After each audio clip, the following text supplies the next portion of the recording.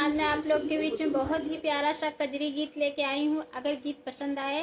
तो ज़्यादा से ज़्यादा शेयर करना और चैनल को सब्सक्राइब कर लेना। बहुत ही प्यारी सी कजरी गीत आप लोग के बीच में लेके आई हूँ। जेहि दीन सीता के हरे सी रमणवा ओहि रे दीन ना राम भय भय रोगिया ओहि रे दीन ना मचिया बैठी उनकर बाबा समझावै सुन हो बेटा ना रचबै दूसरा हम ब्याहवा सुन हो बेटा ना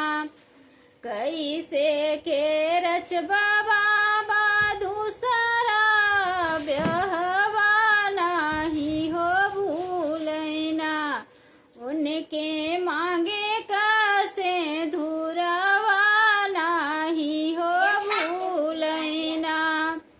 जेहि दीन सीता के हरे सी रमणवा ओहि रे दीन ना राम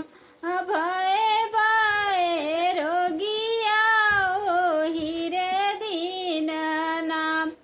मचियाई बैठी उनकर बाबा समूझ आवै सुन हो बेटा ना रचबै दूसरा हम ब्याहवा सुन हो बेटा ना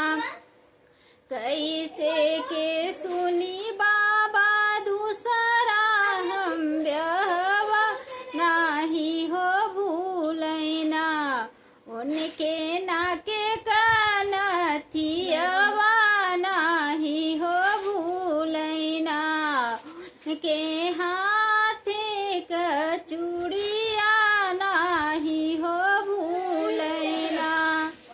जेहि दिन सीता के हरे सी रमणवा ओहि हो दीन ना राम भय भय रोगिया ओहि हो दीन ना। बहुत बहुत धन्यवाद।